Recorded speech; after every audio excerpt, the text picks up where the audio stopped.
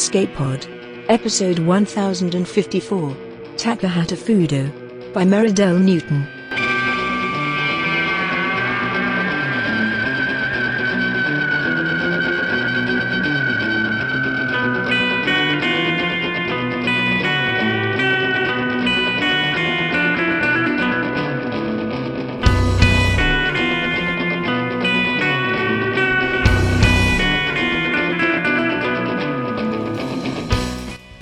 Hello, and welcome to Escape Pod, your weekly science fiction podcast. I'm your host this week, Tina Connolly, and I am here to bring you Takahata-fudo by Meridel Newton. This story is original to Escape Pod. Meridel Newton lives in Washington, D.C. and works as a research analyst by day. Her writing has appeared in the 1001 Nights and Recognized Fascism anthologies, Giganotosaurus, and the Saturday Evening Post. Her work spans many genres, but always reflects her interests in environmental science, social justice, folklore, and human geography. Find her at thepuppetkingdom.com. Your narrator this week is Alexandra Rose. Alexandra Rose is a British-Japanese wellness therapist and creative with a third culture upbringing, whose work is always centered on the healing power of voice. A lifelong reader and storyteller, she began narrating her own meditations and short stories before bringing that same instinct to audiobook work. In her free time, she can be found lost in a book with some delicious dark chocolate and a giant cup of tea. Your audio producer this week is Summer Brooks.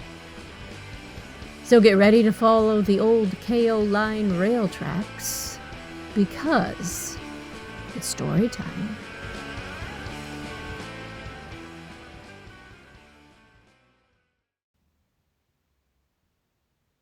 Takahata-fudo by Meridel Newton, narrated by Alexandra Rose.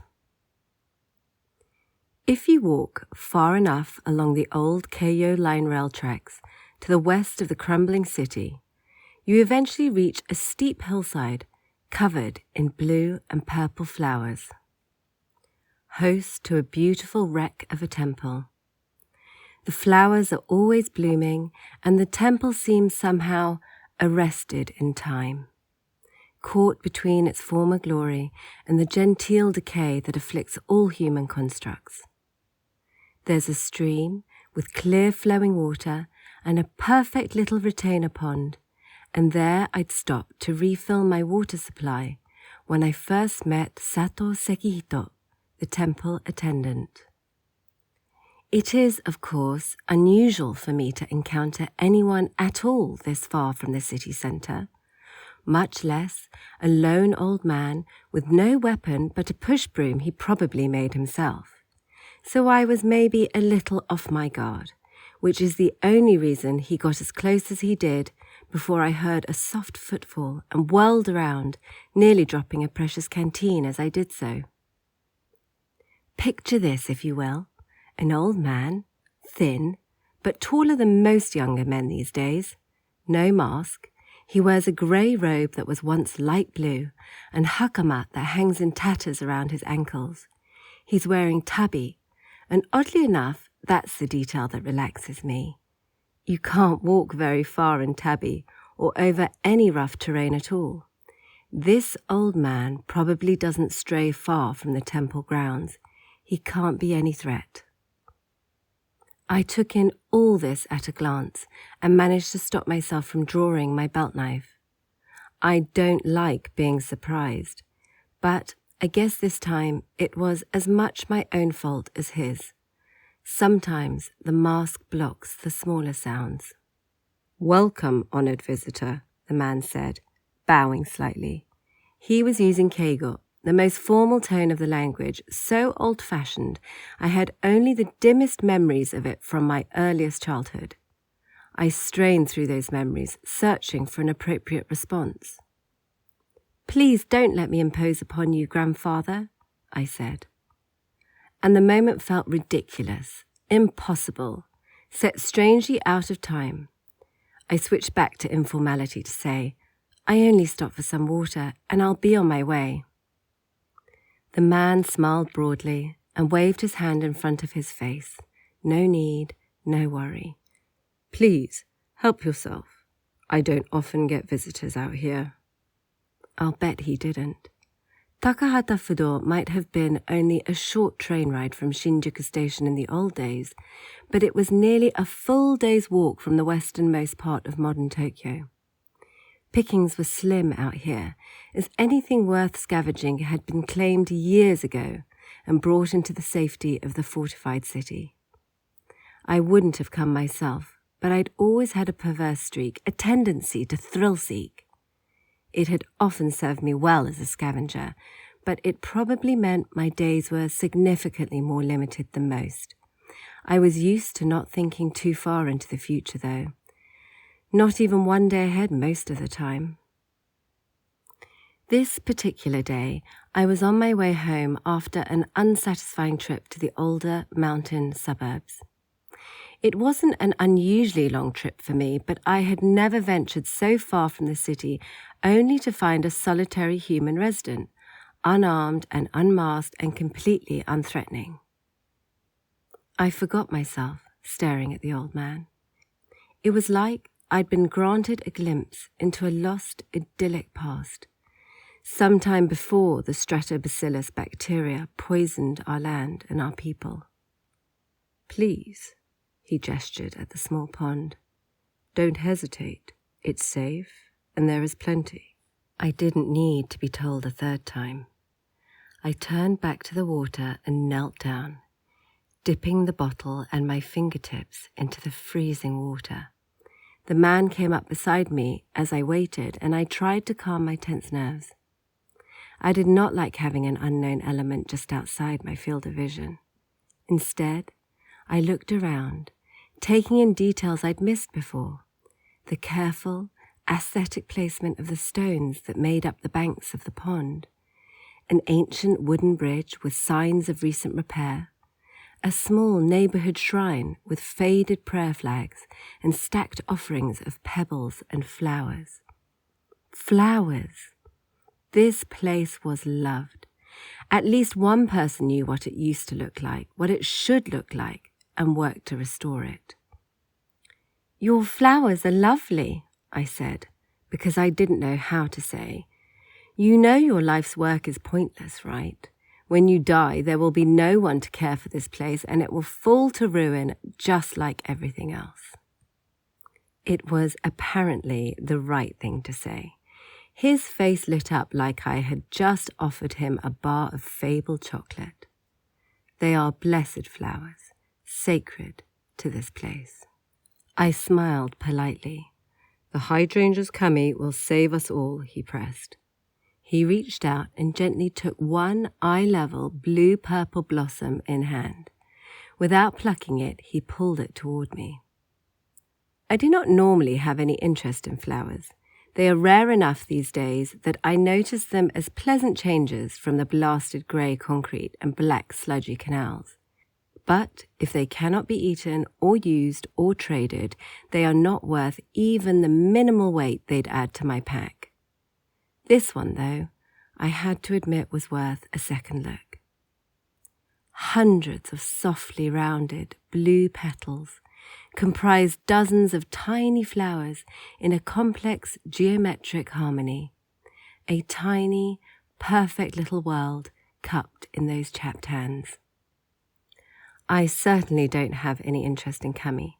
If there are any still around, they'd never helped me. It's beautiful, I said. I tried to remember if there was some formal response he was expecting from me. Something about gratitude for the wisdom or generosity of the elder, perhaps, when he let the flowerhead go and it sprang back to its place in the bush. This one is almost done its work, the man said. I did not yet know his name at this point in the narrative, but for the ease of telling, I will refer to him as Sekihito. Work? I asked, and because clean water was so hard to find, I started to fill my spare canteen. Next year the blossoms will be purple, said Sekihito. The year after that, white. And then the soil will be ready for crops. I nearly fell into that perfect little pond. He caught at the back of my coverall with a speed and strength I wouldn't have thought him to possess, and held until I'd regained my footing. Elder, you can't think to grow food out here. Rice, soybeans, 3 types of cabbage. Last year I pickled my own daikon. I've been living off my garden for 3 years now. The old man smiled widely at me, as though he knew exactly how impossible his claims were. Want to see? See? I did want to see. It couldn't possibly be true. No one had grown anything edible in our scourge-ridden soil in decades. If it did grow, it certainly wasn't safe for human consumption. Yet, here stood this man, older and taller than most, strong, seemingly healthy and in good spirits. I had to get going. It would be dark in a couple hours, and my mother and sister would be expecting me tonight. I didn't want to worry them. Yes, please. He smiled broadly and waved me over, turning without waiting to see if I followed. The stream and retaining pond were just on the outskirts of the main temple ground. Now he led me across a wide, flat plaza of cracked cement and past 2 large wooden outbuildings. They would have been impressive enough on their own, 2 stories tall and covered in the type of unnecessary flourishes that spoke to a society with the time for beauty. But towering over them was the 5-storied pagoda of Takahata-fudo, orange-red and white and green. Even faded, it was a stunning monument to a better past. At some point in the last decades, it had lost its golden finial, but the crossbeams and supports contrasted with the white walls, the green details and ornate black lanterns. Staring up at it framed against the clear summer sky, I could almost forget the desolation around me. And then we reached the gardens, his gardens, Sekihito's gardens. The man was, I learned in that moment, a master of understatement. He did not have rice, beans, and 3 kinds of cabbage. He had acres of rice, trellises of beans, fields of cabbage. Marching up the mountain behind the temple, ranks of hydrangea bushes interspersed with dozens of crops, interplanted with each other in a wild profusion.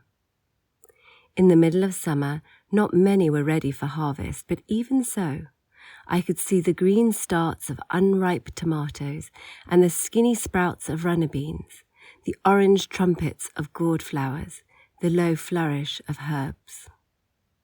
For the first time since I'd left Tokyo, I removed my mask.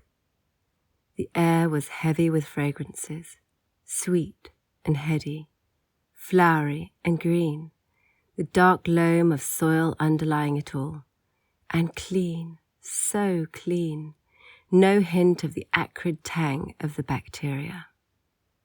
I may have cried. I will not admit that for posterity. It's working, you see, Sekihito said. He led me by the hand to the first row of tilled earth. Not even a raised bed, just the dirt of the mountain as it was. He ran his ungloved fingers through it and lifted a palm to show me.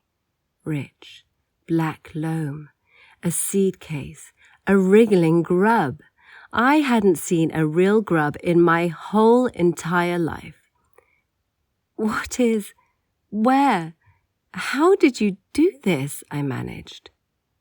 He smiled and turned my hand over.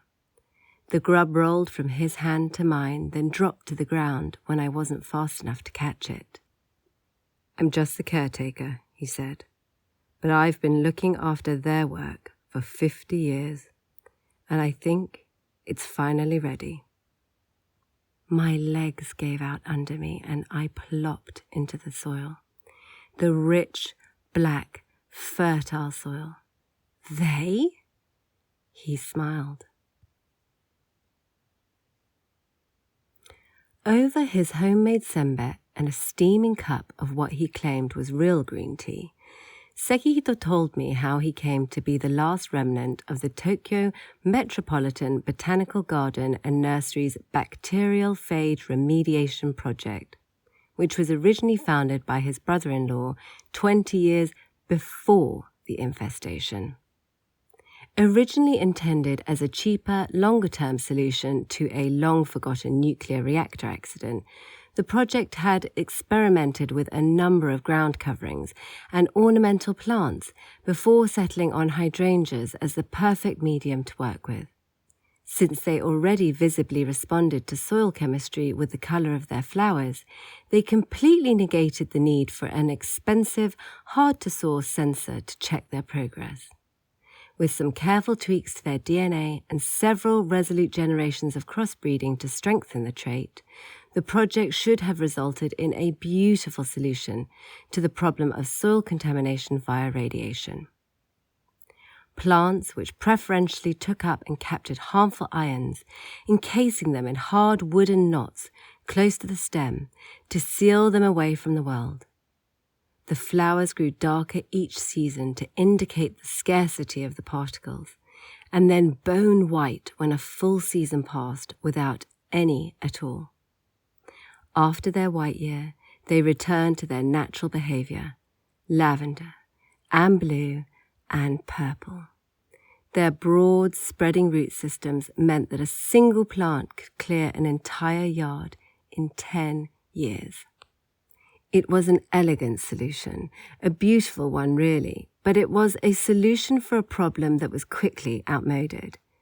At its peak, one radioactive site could have been cleared by the project's greenhouse. The bacterial infestation that destroyed the city my parents knew was an entirely different problem.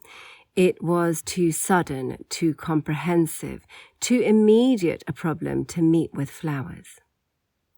In those chaotic days, the focus was on survival and evacuation, the urgent need to figure out how to protect and feed the millions of starving people who fled Tokyo.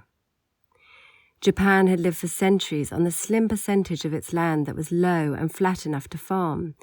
But in those years, the population of the largest city in the world drained into the mountains, and frivolities like government-run botanical gardens were abandoned. The fears of nuclear fallout subsumed to a more immediate threat. The project was closed and all available government personnel reassigned to deal with the present emergency. The greenhouses were shuttered and the budding specimens were left to rot in their pots. Or so the official reports state. In actuality, the head of the project was apparently more far-sighted than the panicking bureaucrats in the Diet at the time.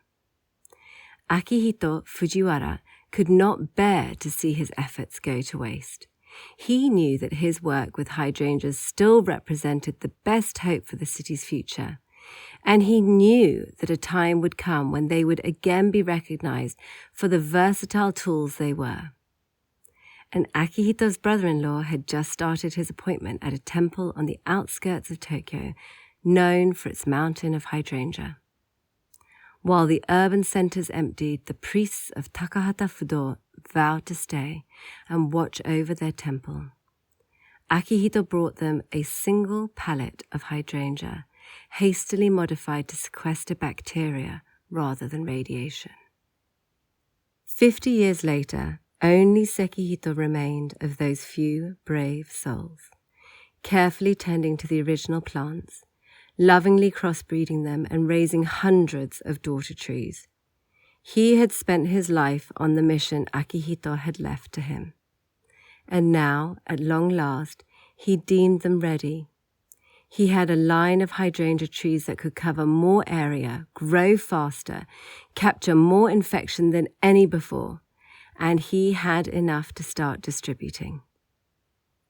All he needed now was someone to help make his case to the city's governing council, such as it was. And there I was, drinking real matcha and eating vegetables so fresh I'd never tasted the like in my life. I wanted my sister to know what green tea tasted like. I wanted my mother to have her favorite glazed pumpkin dish, which I'd grown up hearing her lament that she'd never get to eat again. I wanted to know the joy of a green, flowering city and a people unafraid to dig their fingers into the soil and breathe. I agreed to help. Rena, welcome back. My mother waited for me at the door of our building, as she always did on the days she knew I expected to return. I grimaced to myself. It was later than I'd ever been, well after midnight. I'd hoped she'd fallen asleep waiting, but apparently the worry for her oldest daughter was too potent. "Mama, I've returned," I announced. Removing my mask, I gave her a small bow and then a deeper one as the guilt ate at me. "Sorry for the delay." "Is everything okay, Rena?" she asked.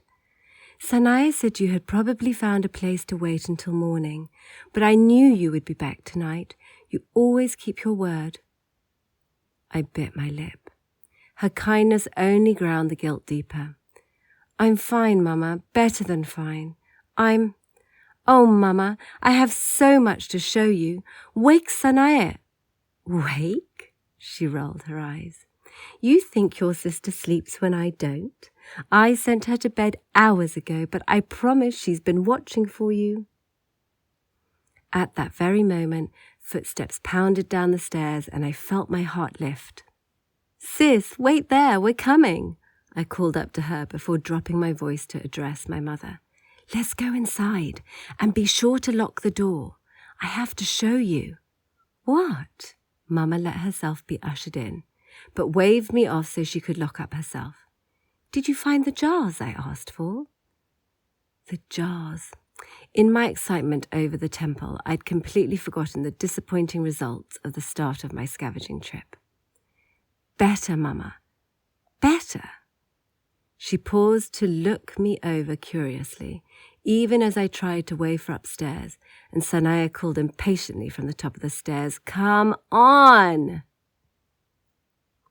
Our apartment was 1 unit out of 4 in a restored pre-scourge building in the heart of the old Itabashi neighborhood of Tokyo. The lobby served as an initial defensive gate and bottleneck on the street level. To get to the living quarters, you climbed a winding staircase to the 3rd floor and passed through 2 more locking gates before reaching the reinforced door to our home. Despite all the armor, the apartment within was a warm, golden bubble of life filled with trinkets and art, memories of our lives and preservation of the past. Everything I found in my scavenging, I always brought back here to share, and my sister clucked over it all while my mother weighed and judged, marking what we would keep and what we would trade away. The scratched wooden kitchen table had hosted many a homecoming, though none so strange as this.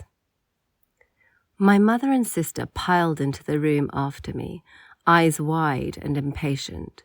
I made a show of slinging my pack off my shoulders and stretching, drawing out the moment just a little. With the pack below the level of the table, I carefully removed the one precious seedling in its protective case and set it on the floor beside me. "Sis," Sanaya started, just as my mama said, "Rena." I grinned. I followed the Keio line this time, went out to the suburbs and old farms. Mama's eyes gleamed. "My jars." "Jars. Right." I pulled out a chair and sat at the table, gesturing for them to do the same. As they sat, I reached into my pack. "Not so many jars, but..." I handed her the one small, precious jar of pickled daikon Sekihito had given me. She took it with quiet wonder, her eyes wide and appreciative. "It's old?" "New. He made them last year." "He?" My sister leaned forward, frowning. The pickles gleamed bright yellow. I upended the rest of the contents of my pack. Vegetables flooded our modest kitchen table, daikon and carrots and soybeans, the large leaves of a head of cabbage unfurling from its strictures in the bag, and one precious burlap bag of rice, the small brown kernels escaping from loose spots in the weave and adding their own rainfall tattoo to the table. "Mama," I said, "I found a farmer."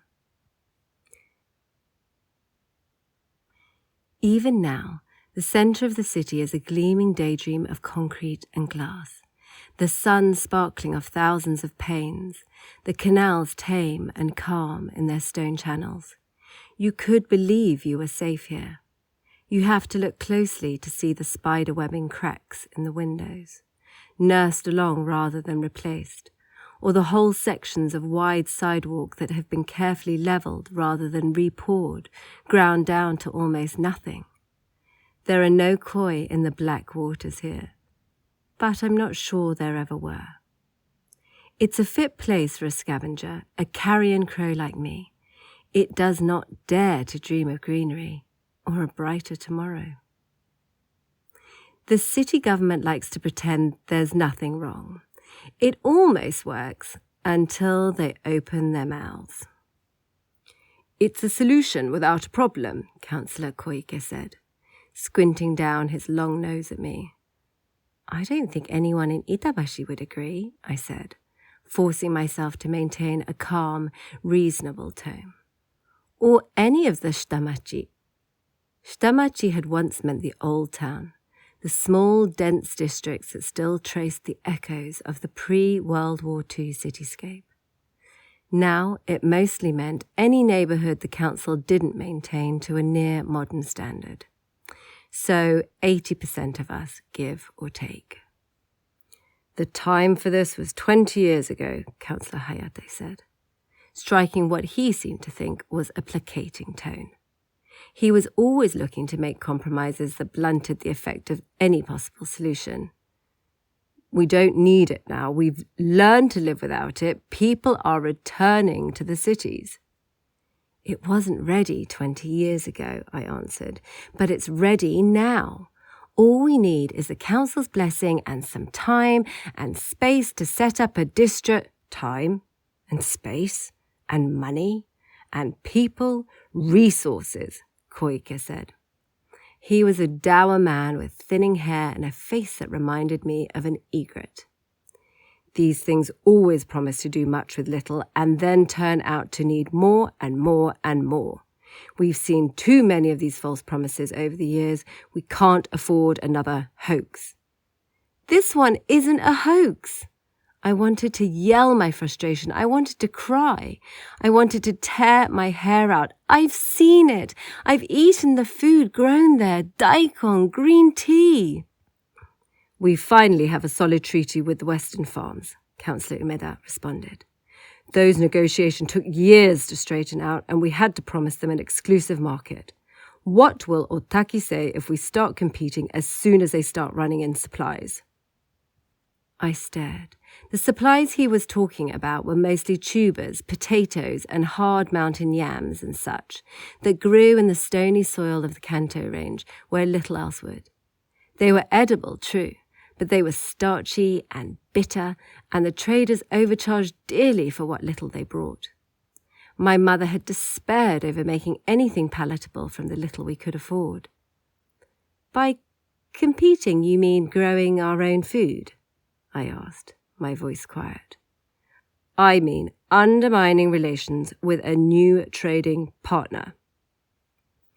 Umeda had family out near Otaki and the mountain farms, and I suddenly had a strong suspicion as to why he had fought so hard for that trade deal and why everything that had come out of it was so expensive. Councillor Koike was nodding. "That is true. Expensive, wasteful, and possibly harmful to trade relations. I am sorry, Yazaki, but we will not be putting any resources towards this farce." He nodded toward the meeting's stenographer, whose brush started flying across the piebald sheet of fabric he used in lieu of rice paper. He bent to the task with a single-minded concentration like he thought this one endeavour would save civilization. Brush, ink, recycled fabric, none of the tools were the same.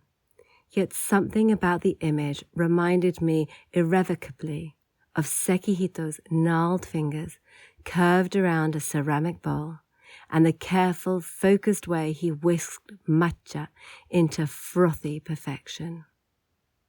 "Wait!" I called, desperate. "Please!" Hayate raised an eyebrow at me. "You have something to add?" "It isn't just about food. It never has been." I took a moment to marshal my thoughts. Most of the councillors were old enough to remember the world we'd lost, if vaguely. I only had stories, the stories my mother had told me, the stories of the elders of the neighbourhood. Shouldn't they be more eager to repair things than I? "It's about safety," I said, trying to sound as pragmatic as possible. "It's about being able to live without fear. We fear the very dirt beneath our feet, the wind, the floods after rain.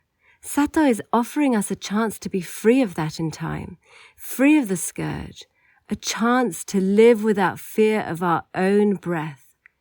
Can't you see that?"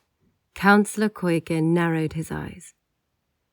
"And to do so, you would have us support a man who defrauded the government in a time of crisis?" I blinked. "What?" "Those trees were governmental property," Hayate nodded. "Your Sato Sekihito had no right to take them." "It was Fujiwara Akihito who took them," I said. But I knew it was a weak counter. That wasn't the point.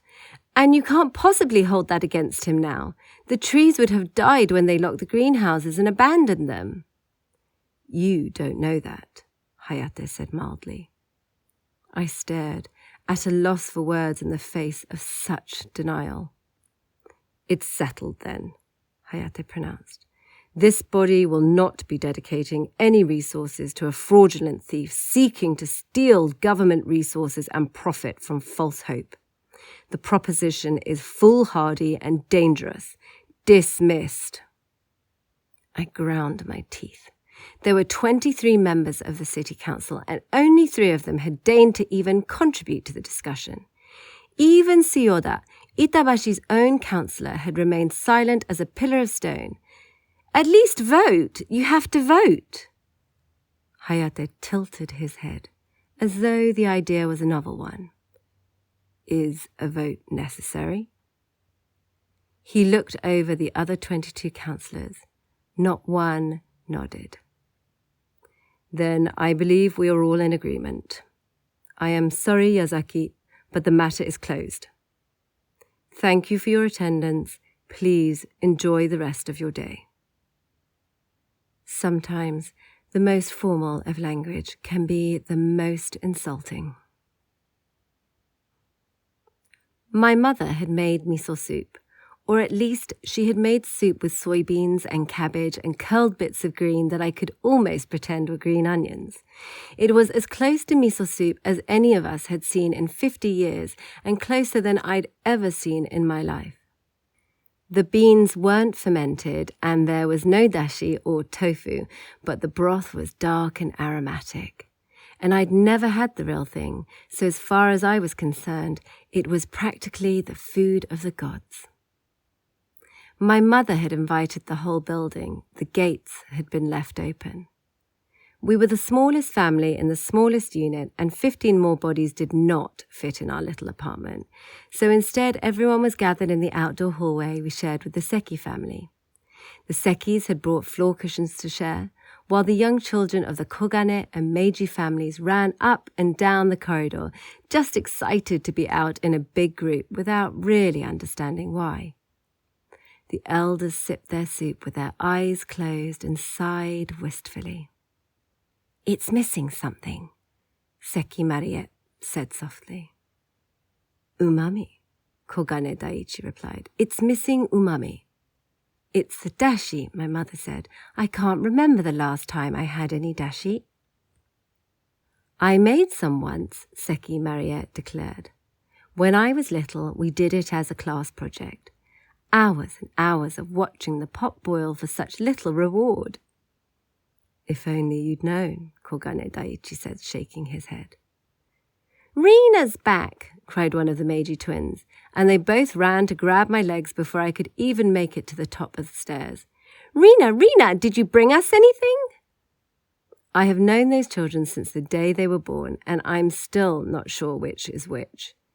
Only they could have lifted my heart so easily after my infuriating interview with the council. Sorry, Tama, I didn't go far today, and I had things to do. They pouted at me and clung while I stumped over to the adults, bringing them both with me. Mama looked up with a knowing expression.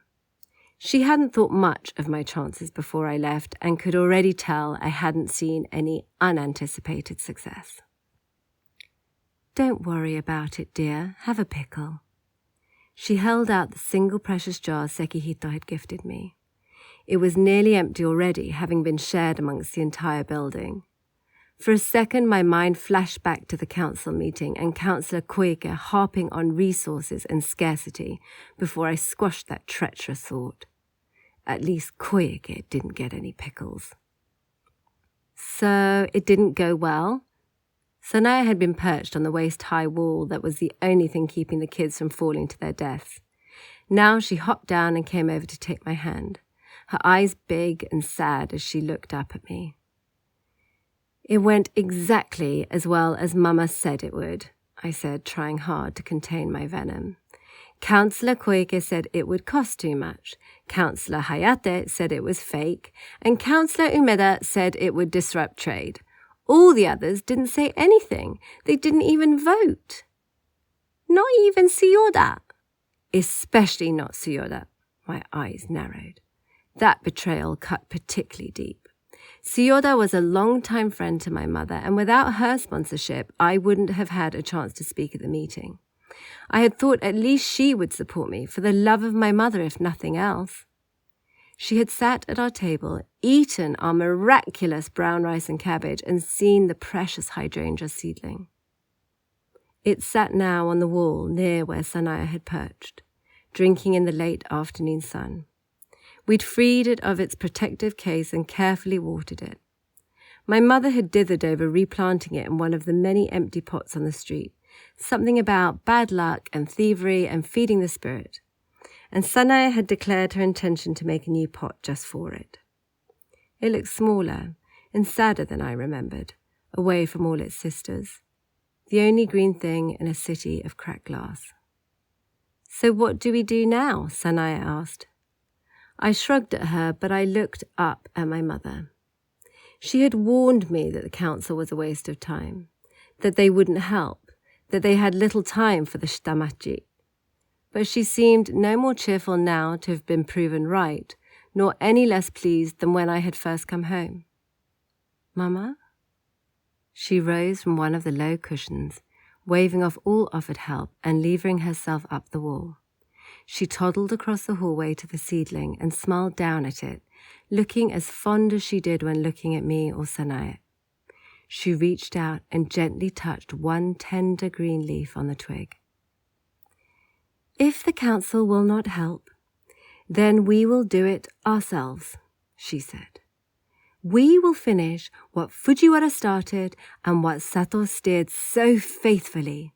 We will make the city bloom. Ourselves? I said doubtfully at first. But then I thought back to Takahata-fudo, the temple and the mountain with its tumbling, verdant garden of flowers, and I thought again of Sekihito's passionate dedication. If he could dream of a better future, why shouldn't I? If he could spend his life calmly, patiently growing flowers, knowing that someday they might save all of Tokyo, if not all of Japan, then maybe I could dare to see myself as something more than a scavenger in the moment, a short-lived carrion crow picking at the bones of a dead civilization. Maybe I could think to build something. Maybe I could dream of a future with flowers, with vegetables, with clean, free air and pure, sweet water. If you walk far enough along the old Keio line rail tracks into the crumbling city, you eventually reach an old neighborhood of twisting, narrow streets covered in blue and purple flowers. The flowers are always blooming, and the neighborhood seems somehow arrested in time, ringing with the laughter of children and the gossip of the elderly. There's a canal with clear flowing water running beside the street, where the gnarled roots of the hydrangeas emerge from the rich dark soil to drink deep. And if you linger long enough, you will meet me, or Sanae, or my mother, or Daiichi, or Mariette, or Tama, or Tomo, or any one of dozens who will offer you some rice or some green tea and teach you how to grow hydrangeas in your own ravaged soil.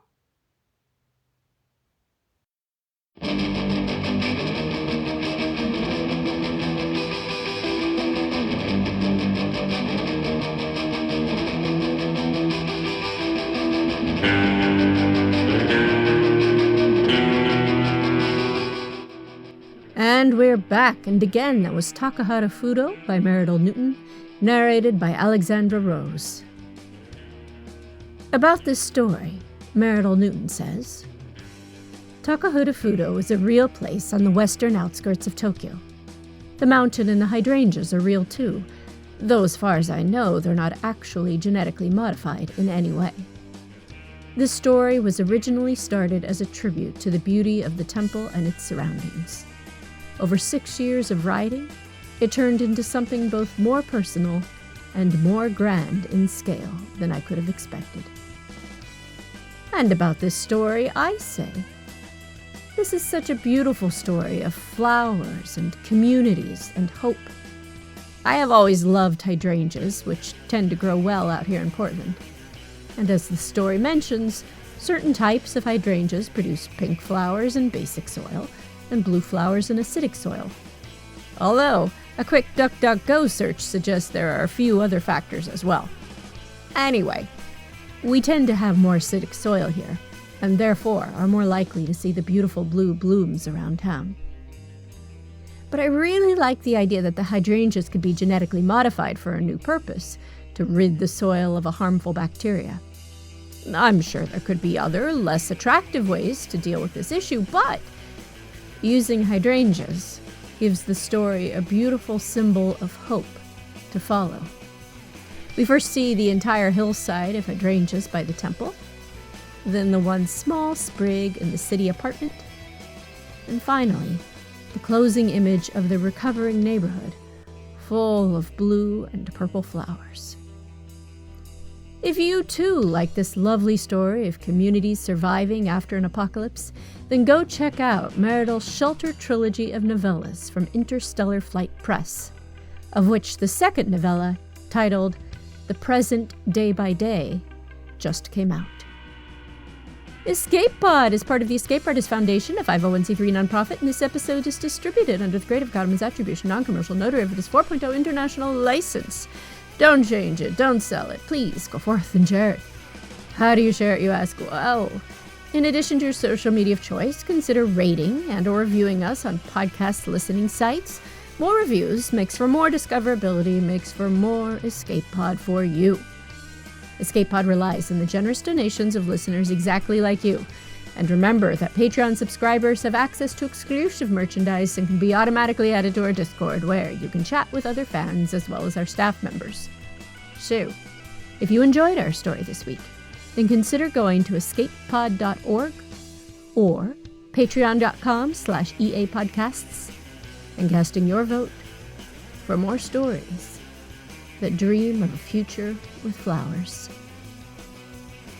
Our opening and closing music is by Daikaiju at daikaiju.org. And our closing quotation this week is from Michael Pollan in Second Nature, who said, "Tree planting is always a utopian enterprise, it seems to me. A wager on a future the planter doesn't necessarily expect to witness." Thanks for listening, and have fun.